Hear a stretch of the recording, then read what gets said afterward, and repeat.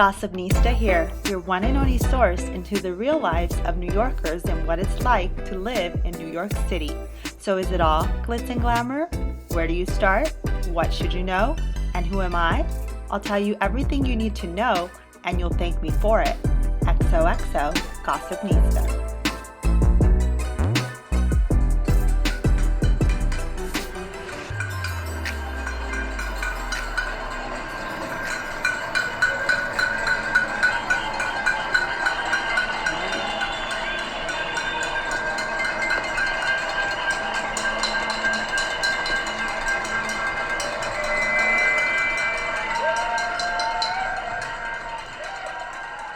Hello, everyone, and welcome to the Gossipnista podcast. I'm your host, Mariana Monks.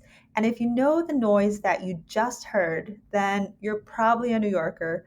It's the sound of New York City roaring and cheering for essential healthcare workers during the height of the pandemic every single night at 7 p.m. here in the city. And my guest today, Karla Mabini, a frontline essential healthcare worker during the worst of COVID until this day, called hearing those cheers as a source of strength, inspiration, and a virtual-like hug of support when it was most needed by healthcare workers. However, today we're not so much talking about the past, as I'm sure we're all glad to have gotten through the worst of this pandemic, but we're talking about the present and the future of New York City and getting the vaccine. And so the title of this episode is called Shots on New York, literally because the city is serving them up everywhere. And by shots, I mean the vaccine shot, of course.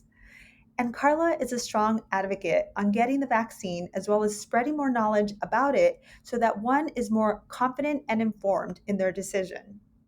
She, of course, not only talks about the vaccine, but shares her relationship with New York City and a story that I did not see coming. I think I was meant to get the vaccine, not only to be healthy, of course, and safe as I walk through this world, but to meet Karla and to share her heroism and the gratitude she has for life. So without further ado, here is my interview with Karla Mabini.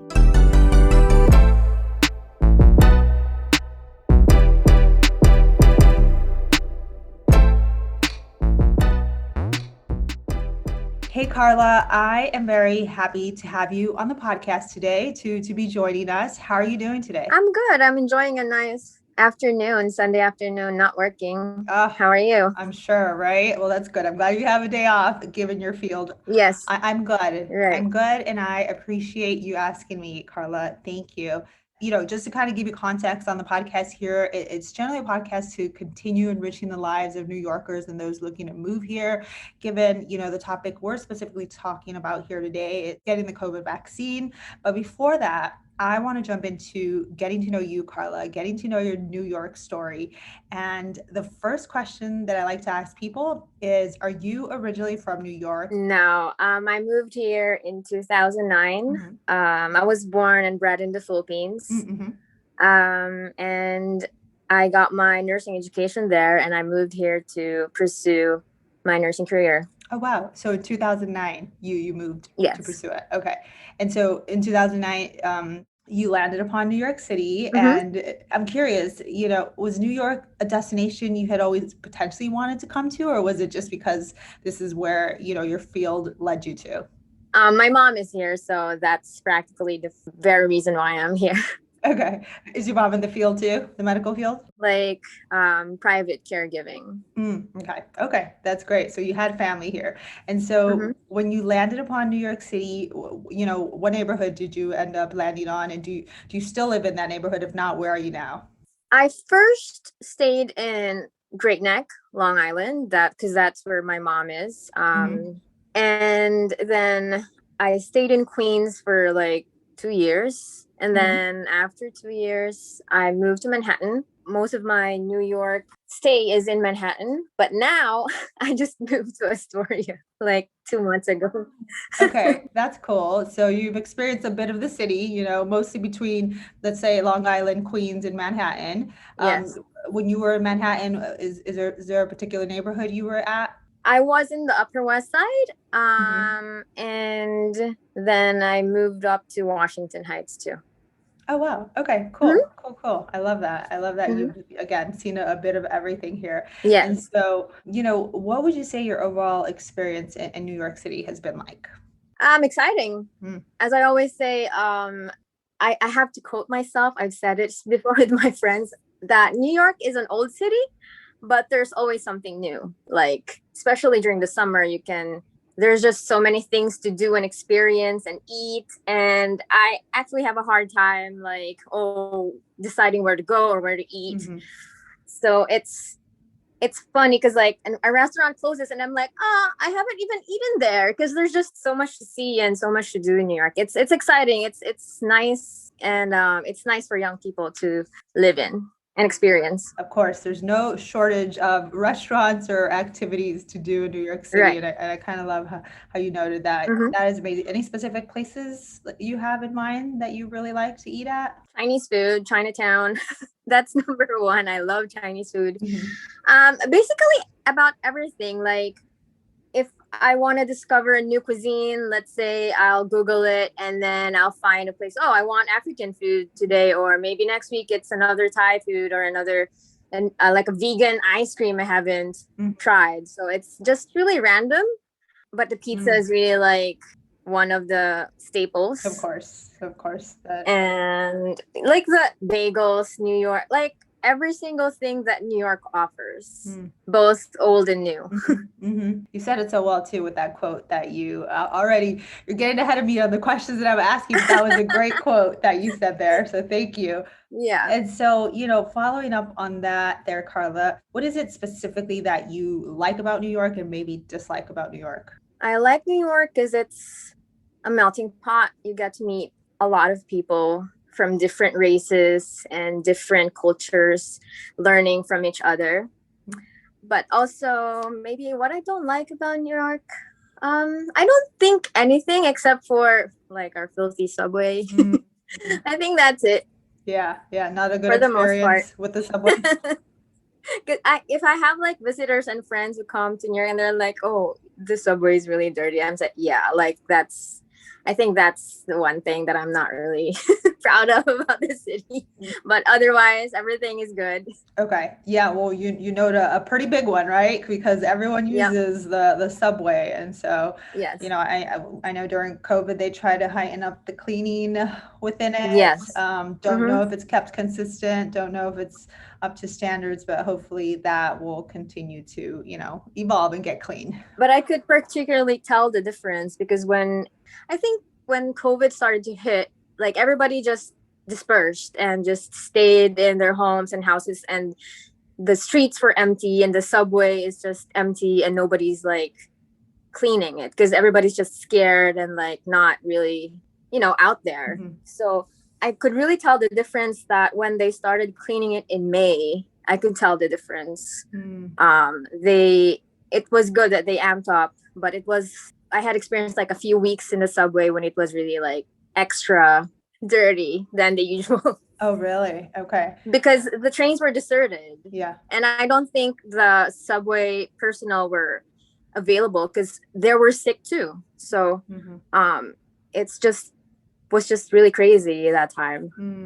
You make a good note there in the sense, that no one was kind of available to do this at the time Yes. because what was Yeah, going on. So definitely. yeah, and so now the hope is, that we're all getting better and we're going to get into the Yeah. COVID vaccine, and that, the subway stays clean and even cleaner. And kind of diving more, not specifically into the COVID vaccine, but just COVID as a whole, Yeah. given, all that's happened in 2020, do you believe the city will return to, 100% what it used to be post COVID? I know we're still in a COVID world, but, I mean, lively wise and even healthcare wise to an extent. Generally speaking, I think and I believe that New York will come back. Let's just say I'm conservative, 99% come back, but the 1% would be everyone will be more careful, be more vigilant, be more like that 1% that's not the same about New York would be they have already adapted to the post-pandemic situation, which is like there are more hand sanitizers around, or like, it's more Mhm. on we have coped. It's a better New York, I would say. I like that. I like how you put it that Mm-hmm. way. Yeah. Yeah, it's the most. Because we're resilient. Like, look what happened to 9/11. Here we are. We're still standing. We still became a vibrant city after that. Mhm. So it doesn't, nobody can like take us down. I love that. Yes. It's just a more conscious New York, A more conscious New York. That's perfect. Yes. Yeah. Well, you said it perfectly, but thank you.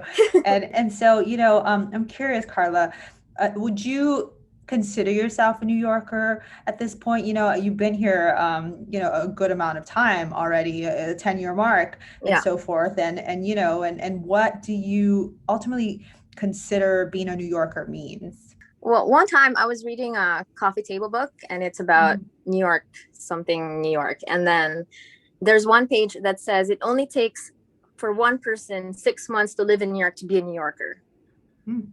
I like that. Yeah, I found it like fascinating. I'm like, really? And then I think that's possible. It actually depends on how the person quickly adapts into the culture, into like, the rat race and whatever it is. But then I think basing on that, I am a New Yorker, but it's like 10 times more of the time, or more than 10 times of the time that the book stated it. But then what really makes a New Yorker is how you dive into the flow of the city, the ins and outs, how fast the subway train closes and opens. That's how you go in and step into living the New York life. I think that's how you become a New Yorker. That's and yes, I do. Yes. What were you going to say? Did I interrupt you? Yes, that I do consider myself a New Yorker. Oh, 100%. Nobody would argue that you're not a New Yorker, Karla. You checked off all the marks, the 6-month, right, 10-year mark, the, being a healthcare worker during COVID, after COVID, we're not after COVID, we're still in it technically, right. But, so you checked off all those marks. So appreciate you kind of sharing also your perspective on what it means to be one. And so I would like to ask Karla, what advice would you give to someone who is looking to make a move to the city right now, given, our time? I wouldn't stray away from what I've been saying earlier, that you have to adapt quickly into the New York life, because when you come in here, it's a different ball game. We have more, the population is bigger, which means you get to see more people. It's busier. You have to protect yourself more and be extra vigilant, especially that you're moving into a very dense city. So you have to keep that in mind. But also you have to have an open mind to breathe in the energy that New York will bring into your life. Basically just savor the food, savor the culture, savor the different people around you, and just savor every moment that New York will bring you in. I think that's the most basic thing. Not basic. These are great things that you just said. You gave a good breadth of, examples on kind of what to do moving here to New York. And I would like to kind of ask on the opposite side, like what advice would you give to current New Yorkers, New Yorkers that have been here? Just continue being who you are, to be strong and adaptable. I think every New Yorker has that in them, that New Yorker gene, that pool of genes that makes them a New Yorker. And I'll just have them be who they are. Like, I don't think that there's no other place for them that is better, but because they have already embraced the city, they've already lived here for a long time. And the difference only is that we are facing a challenge, and just stay as a strong New Yorker as you are. I think that it is. I'm loving this, Karla. Thank you. And so, I have one last question here with regards to your New York story, and please let me know if there's something I am missing or that you would like to share, because I could stay on this topic the whole time, but we have a couple other segments. Right. And you said it earlier, but I'm going to ask again, and you could say that again, but it's like, if you were asked what New York is, what it represents to you, how it makes you feel, how would you sum that up into a quote that's either yours or one that, exists in the universe? Well, as I've said earlier, New York is an old city where there's always something new. Amazing. Thank you, Karla. You're welcome. Want to dive into our second segment, which is gonna get a little bit more on the intenser side. Not it's a topic that a lot of people either feel comfortable about, maybe not. Maybe there's a lot of taboo. Gossipnista here. I hope you're enjoying the show so far. I wanted to hop in here to ask that if you haven't yet, if you could please subscribe, rate, and review this podcast wherever you listen. This will help me reach more people and spread the word about New York City and those who love it. And if you want to stay up to date, be sure to follow @Gossipnista Podcast on Instagram. Now, back to the show.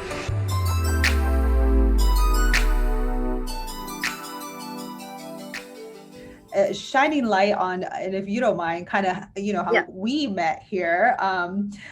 So to give context to the listeners, so Karla Mabini, who I'm speaking with right now, she was actually the administrator of my first COVID vaccine.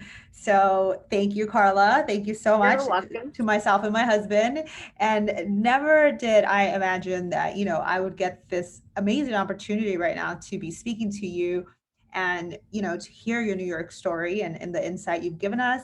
Nevertheless, you kind of, telling us more about COVID vaccine, getting shots in New York, and so forth. So I'm going to start with the first question because we want to learn about your healthcare background, Karla. And the first one is, tell us about your background and in the healthcare and what specifically, area you work in and what inspired you to get into it. I am currently an operating room nurse in a hospital in the city. And I used to, when I was in nursing school, I used to have, I loved when I did my exposure at the operating room. So then after graduation, I did like a few months training before I flew here to the States. And I did not go to the operating room because it wasn't the opportunity that I saw when I first came. But eventually I did go back to the operating room, which is nice because it's my dream. It's my passion. Yeah. So you work in the operating room, assuming hand in hand with the doctor for various different levels of care and need that's happening at any given time? Yes. I actually do intraoperative care, which is the surgery itself. I help out when the surgeon does the procedure. Wow, Karla, I'm just thinking so many amazingness things, with regards to the level of, expertise that you work in. And so thank you, for that. That is just doing my job. Well, yeah, to you, it's a job. To others, it's like, whoa, Yeah. That is, you have a life in hand there. Yes, very much. And we thank you for that. And again, for your services, always administrating these COVID vaccines. And so kind of just to bring it back to shining more light to how I ended up getting my COVID shot is, it was an interesting experience. What was the facility that was administrating the COVID shots when you and I met? I can't recall. It's the Ford Foundation. Yes. It's actually under the Department of Health. So the vaccine program is headed by the Department of Health, and then they pick out this locations throughout the city and administer vaccinations in those sites. Awesome. And so my husband and I ended up there and we got our shots. Are they still administrating shots there? They still do. Yes. Okay, perfect. So then, but there are more vaccination sites that have opened and will open. So the most exciting one would be for me is the museum, the Natural History Museum, which I've already gone to a few times, vaccinating. And like yesterday, my cousin was just there, and because they've started giving Pfizer to like younger people. And then she was like, it looks like Disneyland here right now because of the kids. Yeah. Oh, it's fun. It's fun for them, especially being vaccinated under the whale, the blue whale. Oh, wow. Okay. So wait, you said Natural History Museum. Mm-hmm. Amazing. So people can go there Yeah. to get a COVID vaccine. And then yesterday I was just at Penn Station. They're giving out it's walk-in. Like they're opening specifically main subway stations to give vaccines too. So I was just there yesterday at Penn Station, and I saw a long line and people are getting vaccinated. Yep. And that's something we were going to dive into. There's a lot of sites opening, like Right. you noted subway stations, museums at this point, as well as I think there's trucks that are going around the city administering shots, and then other locations. But yes, they just have to that's Google it, and whichever is near where they are, then that's the most what do you call it, practical way for them to go. Yeah, and so we'll dive into some specifics on there. I kind of want to peel it back here, Karla, and bring it back to your specialty in the operating room. Right. You working with the city to be part of areas and places to administer the COVID-19 vaccine. I'm curious, so I like to kind of know where you were during the height of COVID, and what that experience was like. Wow. And if you can kind of paint a picture for people.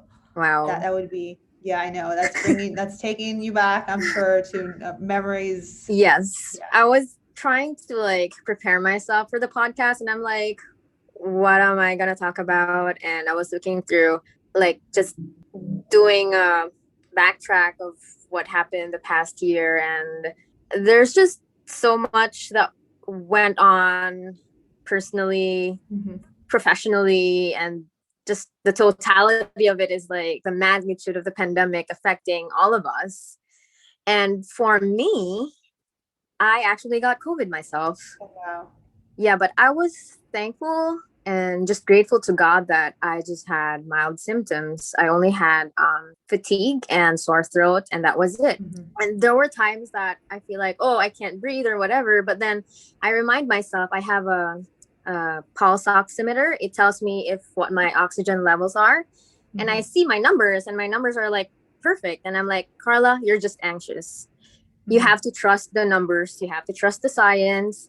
You're fine. You're not going to die or anything like that. You're fine. You look at the numbers on your pulse oximeter and you're perfect. You're just anxious. You just have to breathe in, breathe out. I actually started, because I'm Catholic, I actually started to watch daily TV mass on YouTube just to keep my sanity, because I'm very spiritual. So I drew strength from that. And it kept me sane the whole time. Wow. So, yeah. Wow, Karla, that I did not imagine you sharing this. Yes. Thank you for being transparent. Right. I did not know that. I am happy you are recovered and got through it. And, and you really, I'm assuming, well, you had a great foundation, from your background in health, but also spiritually and mentally. Yes. You beat it by choosing to beat it to an extent, right? Kind of to probe on that, and apologies, please stop me. No, feel free. So around what time had you gotten COVID? I'm curious, Second week of March. Oh, wow. So in the early stages. Yes, the city was like starting to shut down, and I was supposed to go to the Philippines in like 2 weeks for my dad's 80th birthday, and I planned a party, I ordered a cake, I ordered food, I paid for everything. But then COVID happened, and I'm like, I had to make a swift decision. Like, should I go home to the Philippines? Should I not go home to the Philippines? Should I cancel the party and whatever? But then it became more clear day by day that I can't go. This is going to blow up.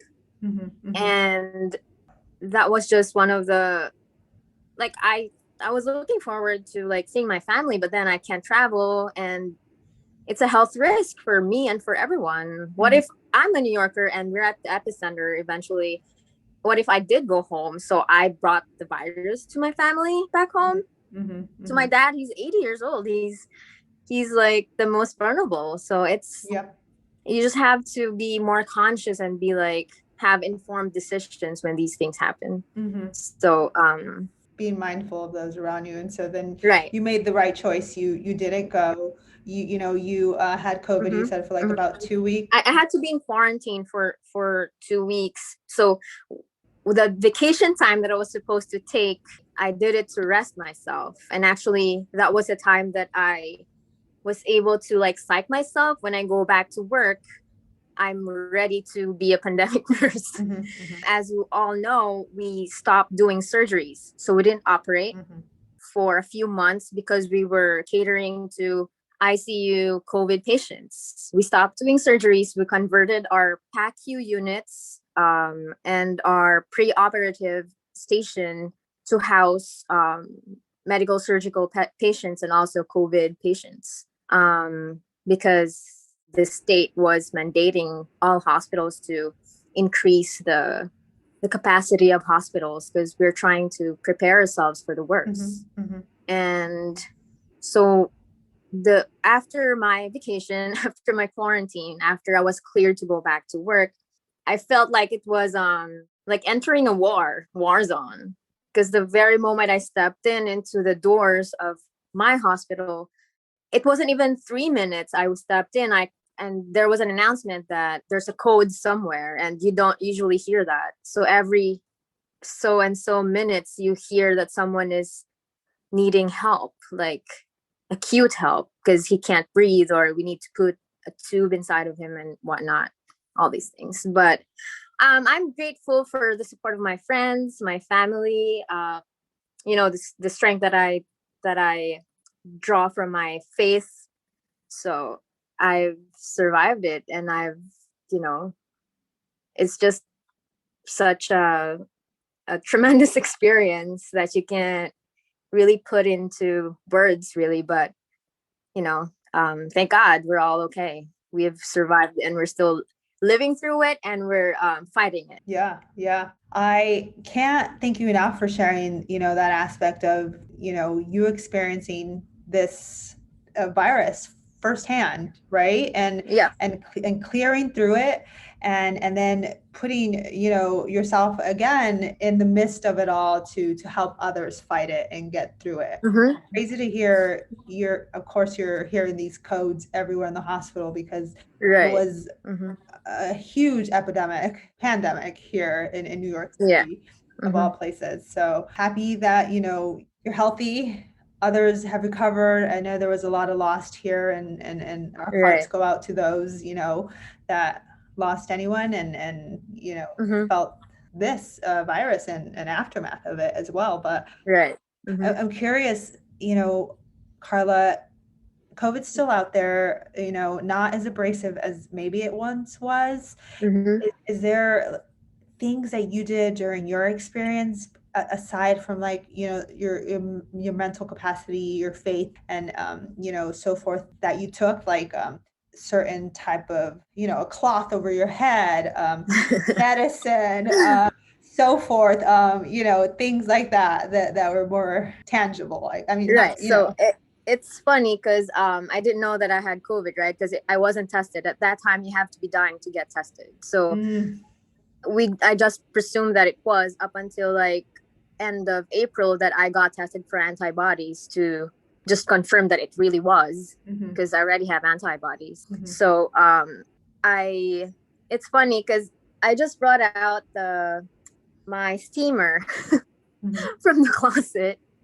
I haven't used it since last year.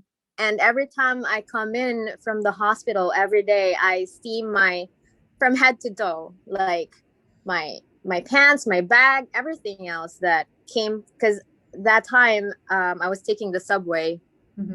So I had to like decontaminate myself basically, like, and all the things that I used from the hospital, like my shoes and stuff. So there weren't enough Lysol, or there aren't enough like cleaning stuff, but I had a few. I was like trying to conserve and like not to be wasteful about it. So literally just from head to toe, everything that I see from my body or I brought in from the hospital, I just, steam it. I spray Lysol on it. I take a shower when I get in the house. So it's like It's tedious. It was so tedious. The mode of transmission and how COVID is, nobody knows just yet. So at that point, we were taking the highest precaution. Yeah. Yep. So then we're still in it, but we're in a better position now than exactly a year ago. So Right. just a good thing. Yes. No, the steamer. No more steaming needed to be done, I hope. No, I don't steam anymore. Okay. It's not what it was. Yeah, not what it was, like an unknown virus or an unknown Right. Yeah, I would even steam my money. Really? Like the paper bill to that point. And then I got tired of it. I did it for a month or so. I'm like, I'm over it. So now that you're talking about steaming, does steaming have something to do with like killing bacteria here or helping to kind of, do something? It's not proven like that, right. but it just made because like my bag, I couldn't like wash my bag every single day. Mm-hmm. So the steam has the highest temperature. So it sort of like kills, something random from your stuff. So it's rather than just boiling it, because we actually steam stuff in the OR. I may not have the same, the same caliber of machine, but the principle behind it is the same. So that's good to know. Well, thank you for that insight there. And again, thank you for sharing your incredible story and how you've helped so many, and kind of, diving more so into the vaccine and where we're at now. What's your overall perspective on the vaccine? Because a lot of people may have uncertainty about it. There's controversy that surrounds it. What's your overall perspective? Right. Personally, I think any anxiety, doubt, fear, or any criticism about the vaccine is valid. Like, it is normal to question. It is normal to have an amount of fear and anxiety. But because I did the same. I was like, why would I take the vaccine? I already have antibodies before. But then they've discovered that the antibodies decrease a long time. So you want to still get protected, even if you had the antibodies, because the numbers go down after a few months or weeks with antibodies. So you're not protected still. Your body knows what the virus is, but then by textbook, you still want to have antibodies to protect yourself. So the best vaccine for you is what is available right now. Like, let's say when you go into the system and find, like, Google yourself, what is, I want, because people prefer Pfizer or Moderna or J&J. People have different reasons to get the vaccine. But to allay fear, anxiety, you have to inform yourself. So what I did personally was that I spoke to my primary care physician, and he said, you should take it because you're a healthcare worker. You work in the COVID ICU. You should take it yourself. So I'm like, okay. Then I got my first shot in December, my second shot January. So, I mean, like, vaccine is a consented, you have to consent to be vaccinated. No one's gonna force, like, no one's gonna jab you on the street just because our government wants us to be vaccinated. No, you have to give an informed consent, meaning the healthcare worker who gave you that vaccine will have to inform you what vaccine you're getting, what are the pros and cons, the risk and the benefits. But it is still up to you to decide whether or not to get it. Yep. Agreed. That's the, option you guys gave me. That's the option that people have out there to do, and what you're doing is offering as much insight that you can from your perspective on, firsthand working with the vaccine. And so, you mentioned getting your vaccine pretty early on, December and then January. This is literally at the height of right after things have been announced to an extent, right? And because you are a frontline worker, you did get it first. And I'm curious, which shot was it that you got? And then did you have any side effects? Or do you know people that other healthcare workers that may have had side effects that you can kind of give insight on? The most common question that my patients ask me when I give vaccines. So back then, whatever vaccine that they give that time and now, it's the same. It could be either Pfizer or Moderna. The side effects, everybody's different. So the first shot, I had fatigue, and I felt a little like lightheaded. That's it. For my second shot, I didn't feel anything except for the pain on my arm. I was working with this doctor. He's a resident at the hospital I work. He didn't feel anything for both vaccines, both first and second. Some people feel it more on the first, some people will feel it more on the second, but for me, it doesn't matter anymore. If you felt something on the first or the second dose, what matters is you got it and you survived it, and now you're protected. That's basically my take on it. That's a good take to have, and that's also a take that a recent friend of mine also gave. Getting the COVID vaccine, whatever the side effects are in the first one or the second one, or none if you're lucky enough, right? The point is, it's way better than anything that you'd ever feel actually getting COVID-19. So exactly, get the shot to that, and just to kind of note, there is though a lot of controversy out there, like is it Moderna that causes more side effects? Is it Pfizer? What are the side effects? And everyone's body reacts differently. Yeah. Do you mind sharing maybe some reactions, not from like healthcare workers or firsthand, again, workers like yourself, but people you've administrated to, and either how they reacted to the first shot or second shot on site, and things that happened? Nothing very alarming. It's the usual side effects. It's if you get fatigue or if you get fever or chills, that's expected. That's how your body is reacting to the vaccine. It means your body is processing the vaccine that was just injected into you. Some people just have a different way of reacting, because everybody's, like what we've said, everybody's just different. But nothing alarming. Every single side effect that I've heard of, whether or not from my coworkers or from my patients, they're nothing that we did not expect. These are all expected side effects. Okay, good. Thank you. I mean, so just to kind of give context on my end, side effect wise, on what I got, I know I haven't told you this, Karla, and yeah, you haven't reported that to me yet. Right. So I'm reporting to you and to the whole, whoever listens here on this podcast. I was going to say the whole world, but what I felt was I was perfectly normal the whole day after I took my first shot, and everything was fine.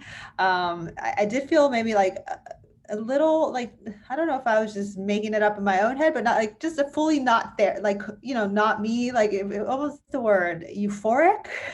Not because really, not because like, I don't think the vaccine did that, but I don't really know. But and then the next day, yes, my left arm was hurting, felt sore, and I think I felt a little body aches for the next 2 days. Right. It wasn't anything intense, but it was like, I didn't fully feel myself. That was my experience.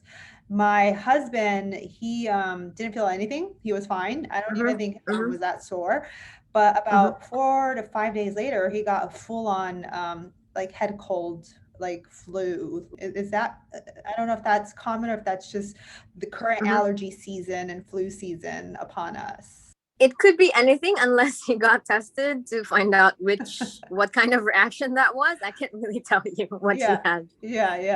But most of the symptoms or the side effects occur the first 3 days. Could have been allergic reaction with him. I may not be 100% correct, but then we can only tell if what it really was. If he got tested for COVID, if he got tested for flu, then we could tell what that was. But but I think that's just an off thing that had nothing to do Right. with the vaccine. Right. But we'll know more once we get our second one. Mm-hmm. I was a little nervous to get my second one, but after speaking with you and my friends who are Mm-hmm. like, it's better to have it than COVID, Yeah. I'm going for Mm-hmm. it no matter what. So Yeah. thank you for that. I do want to note something here, and I'm not looking to put you on the spot and don't know if you specifically know about this, but I've Mm-hmm. recently touched base with someone who told me, what's that word? A myocarditis? Myocarditis? Do you know what that is? Myocarditis, it's like inflammation of the heart muscle. Yeah, and he actually got that. I believe there's some stats out there that this is something that's happening with both Pfizer and Moderna. It's still not 100% Mm-hmm. sure, but Israel reported some Like cases. after the vaccine, he got it. Yeah, he got it after the vaccine, Mm-hmm. and I think he's one, if any of the one of the first New Yorkers to Mm-hmm. kind of fall in that line with I that. haven't heard of anything like that. Mhm. And I'm actually excited or looking forward to all the studies that the medical field have or has or is gathering right now with regards to COVID. Mhm. The side effects of the vaccine, the treatment for COVID itself, and I'm just excited because we as the human race have become more informed, become more knowledgeable in the last century. So Mhm. anything that we learn from last year here and then, and we're continuing to learn, it should help us eventually solve the mysteries and piece the puzzle, whether or not, oh, this was a wrong move or this was the wrong medication and this was the right medication or we did the right thing or not. It remains to be seen up until, eventually everything will just come to light. And by that time, we'll be like, oh, we'll just treat COVID-19 like a regular flu. Yeah. And when you put it that way, and not to be the devil's advocate here, Karla, Mm-hmm. we definitely want these reports, but in the meantime, things like this, like the myocarditis, how do you say it? Myocarditis. Myocarditis, and just any other thing popping up with us taking these things, we don't want to be Mm-hmm. like the ones suffering from those things, right? Or the Yeah. guinea pigs to an extent before the results come out. How do you Right. how do you feel about like that? Any medication has risks and benefits. Mm-hmm. Even a vaccine could cause death, but the percentage is so low. That's why we're still advocating for vaccines and for other medications. Mm-hmm. I can't really make a conclusive statement about this, but I think we just weigh the benefits and the risks. Yep. Like, if you come to think of it, this is a pandemic. It's a high level problem. It's worldwide, or could be the universe for all we know. We just act best to what we have right now. Like, Mm-hmm. if we have this knowledge, then we act on the best thing Mm-hmm. based on that knowledge. That's my take. That makes sense. So, I don't know if I've asked, but I'm going to. And Mm-hmm. it's like, what's your perspective on Moderna versus Pfizer and the theory of one better versus the other and so forth? People are saying Pfizer Pfizer and Moderna. is the elite one and Moderna's not so much. Some saying you get more side effects with another versus none with it. There's so much controversy. Between Moderna and Pfizer, I think they're all both the same. Mm-hmm. They're all the same Mm-hmm. because they're using the same technology too. And percentage wise, what are the similar Percentage wise, it's 94-95. Okay. So it's almost negligible. It's just one mark. And J&J that stopped being administered, is that those who may have gotten that, are they still okay? Do you know much about? They have already approved to give it. Like yesterday at the subway station at Penn Station, they were giving J&J. Okay. So they have already made a medical decision on that. Like, the FDA or the higher agencies or health agencies have decided that it's safe to give it. Yeah. Okay. So then they're all out in the market, and it's like whatever. They're all out in the market. It's up to them to make an informed decision. So stop being anxious, stop being fearful. if you don't want the vaccine, nobody can force you, but you have to be informed so that you stop being anxious and stop being fearful. That's just about it. Wow. And you kind of, because not knowing anything doesn't help you, but try to read up, try to ask your primary care physician, your trusted people around you that have medical knowledge, and have them explain to you what your options are. If we do that, if we inform yourself, then you won't be fearful anymore and won't be anxious anymore. That is very true. Yep. And you kind of summed it up perfectly there for me on this specific segment. Karla, is there anything I may have missed with regards to, your background in the field, your experience with COVID, and, your experience with administrating it as well? I am a vaccine advocate because I've personally experienced COVID, maybe not in the worst way, but I knew of my main primary care physician actually died of COVID. A relative was so sick that she had to get intubated in the ICU, but she's fine now. There's just so many. It's not real. It doesn't hit home until you know someone close to you that COVID is real, and you're like, oh, it's real. This thing is real, and it could kill people. It can threaten our health, our lives. So I am a vaccine advocate because I have experienced it myself.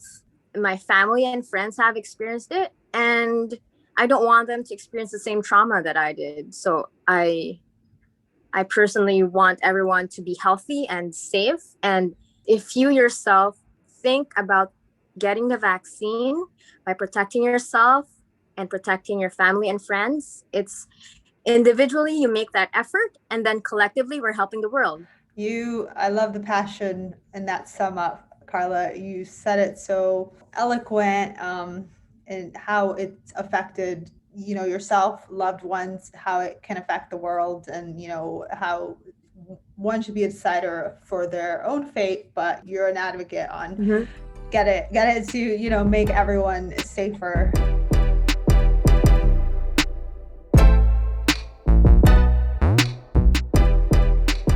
Moving into our third segment, tips for the audience on getting their COVID vaccine shot here in New York. My first question is, what's the first thing one must do to start their journey to get a shot in NYC? Like, where does one go to get one? I know we touched upon this a little bit earlier, but what's your best advice? Well, my best advice would be informed first before you schedule yourself for an appointment. Go to your primary care physician, whoever has the medical knowledge or that you trust. Like, let's say your best friend is a doctor, or also of an immunologist, or where you think you can get the best knowledge about the vaccine, go there. Primary care physician is number one. Okay. So when you get yourself informed, then you go up online and go to the NYC COVID-19 vaccine finder, and it will let you choose which areas which site or location you can get the vaccine.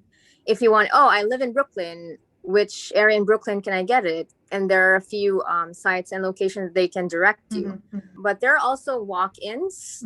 Like, if you feel like, today is a day that I want to get my vaccine, you can go to the Museum of Natural History and just, line up. Or also, like yesterday, like what I said, yesterday at Penn Station, or like the main train hubs, they have walk-in vaccination clinics there.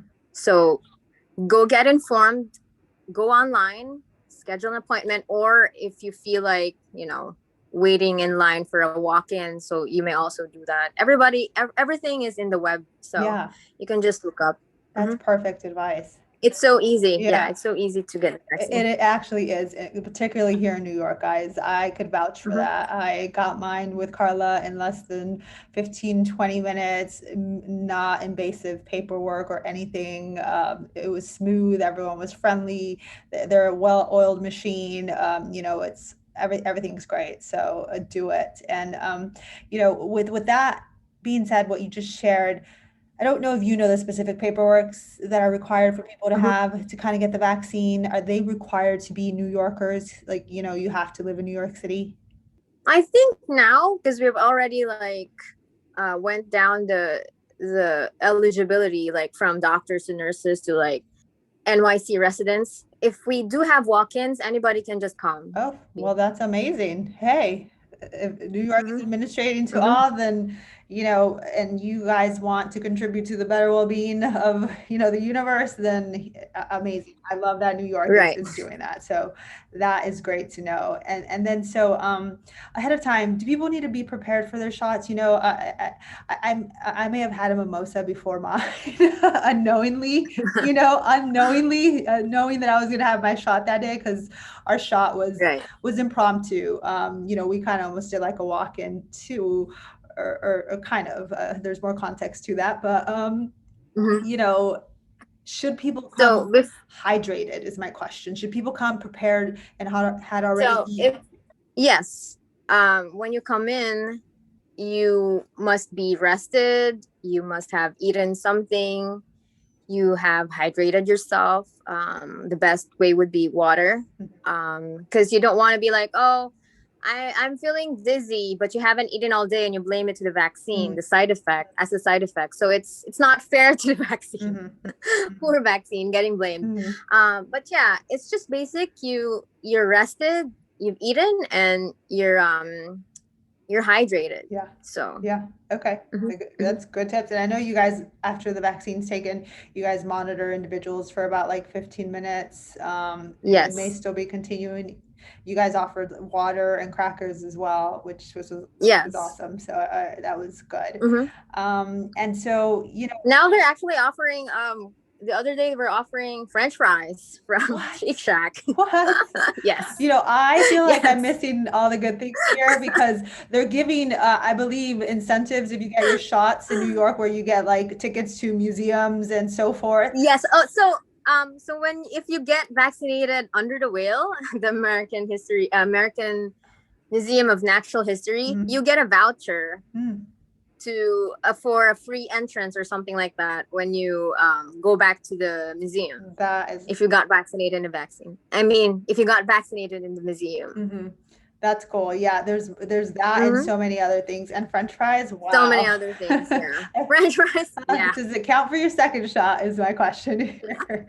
I don't know, maybe. Right. And speaking of second shot, how long to wait after you've gotten your second shot? I know depending on different, like Moderna has a certain time period before right. second shot versus Pfizer, and I don't know about J&J, but J&J, it's one shot. You don't have to schedule a second shot. So there's only one shot. You wait for 2 weeks, and then your body's supposed to have already manufactured or made antibodies after 2 weeks of getting the vaccine.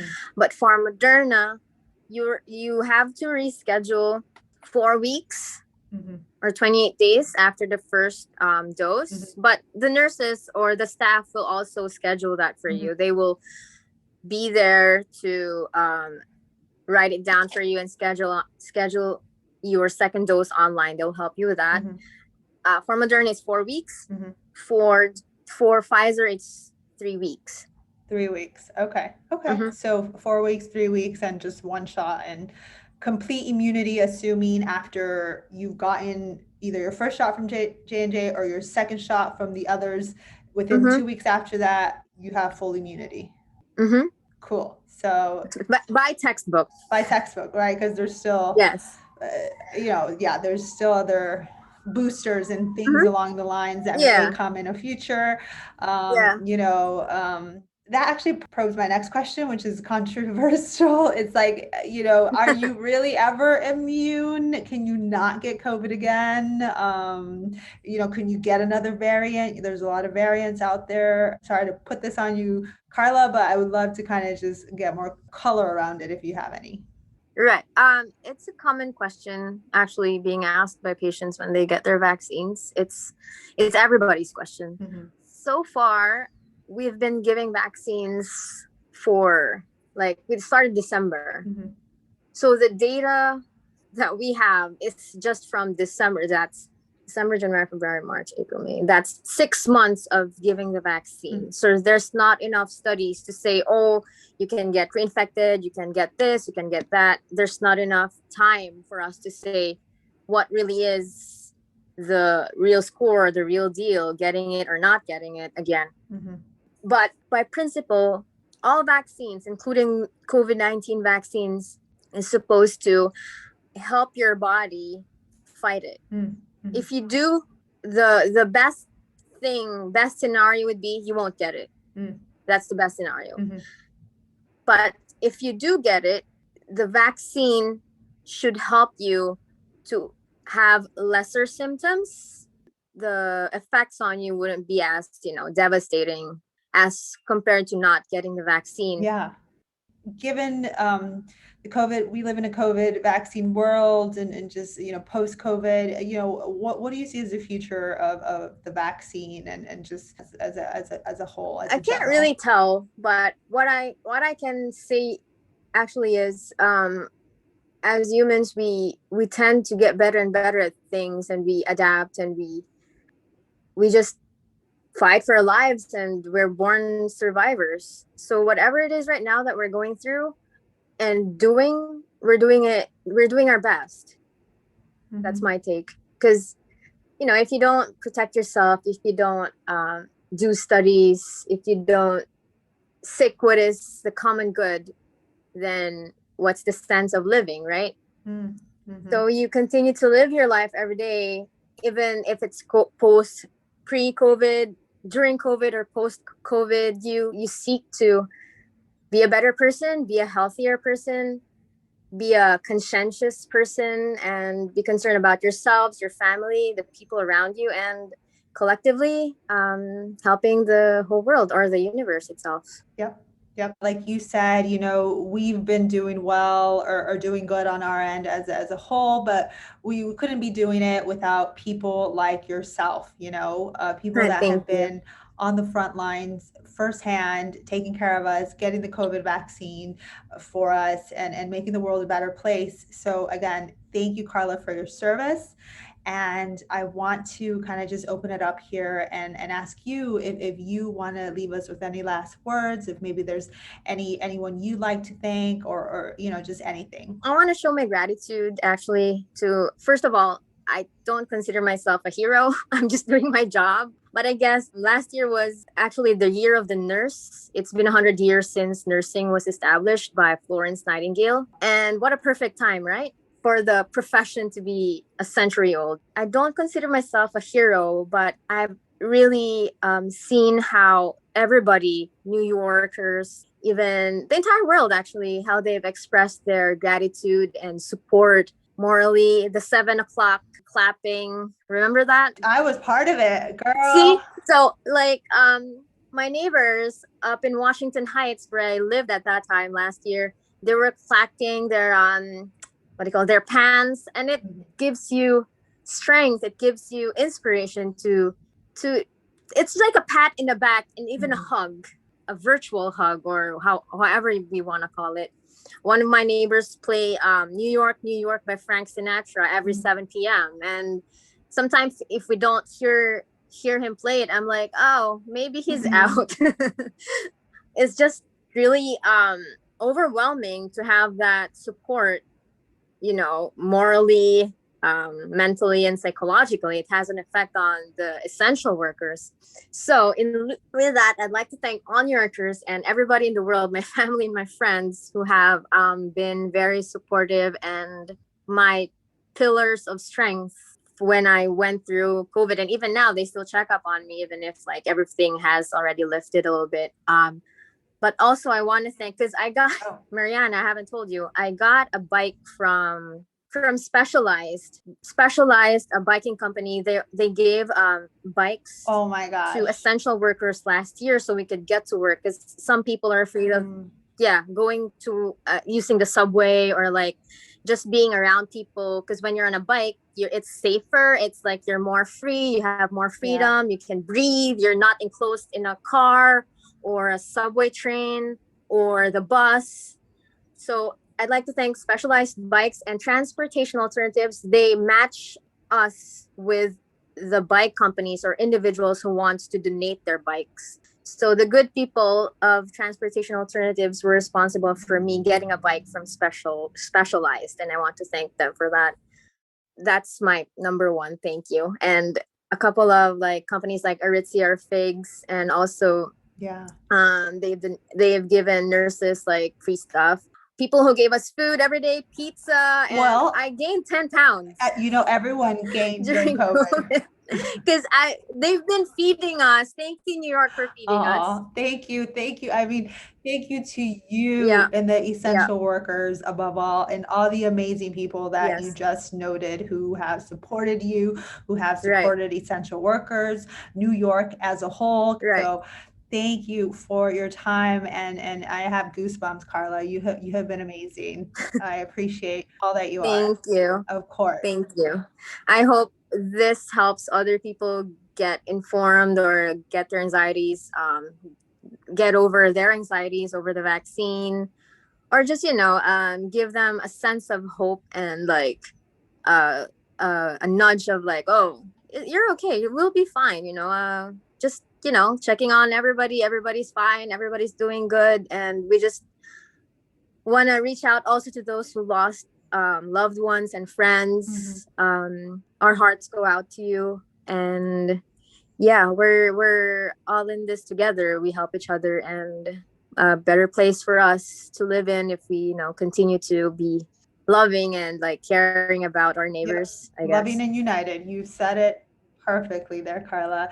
And again, I want to thank you, but before I let you go, Karla, I want to change the tone here a little bit and, get into this fun segment that I like to do and end things with. And it's called a New York Minute, where I ask a speed round of questions related to New York, and you say the first thing that comes to your mind. Are you down to play that? It'll take 1 minute. How cool. I'm excited. Okay. So I hope you don't know what these questions are, but here we go. Oh, no. Say whatever comes to mind first. Yeah. All right.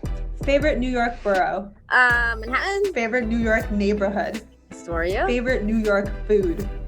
Oh no, pizza. Okay. Favorite season in New York City? All seasons. Oh, never had that one. Favorite New York tourist destination? Brooklyn Bridge. Ooh, favorite non-tourist destination? I don't think there's a non-tourist destination in New York, but I guess it's my own apartment. Yay, I've had that before. Favorite holiday in the city? Christmas. Favorite New York subway line? Express trains, any express train. And then favorite New York park? Central Park. Lovely. And favorite weekend getaway from New York, if you ever get a chance, because I know you're a hard worker. It's probably upstate. Upstate somewhere? Okay. Like the Catskills or I've learned to rock climbing, so I want to explore that more. That sounds fun. Hey, you can get it upstate, it sounds like. One word to describe New York City? Fun. One tip on how to live your best life in New York? Be open. Karla, you said so many amazing things here. You summed it up so quickly. So again, can't thank you enough. Can't thank you enough for your service and for you as a human being. I look forward to sharing this episode and connecting with you again, hopefully for my second shot. Yes, you need to report to me. All right, thanks, Karla. How did you do on your second shot?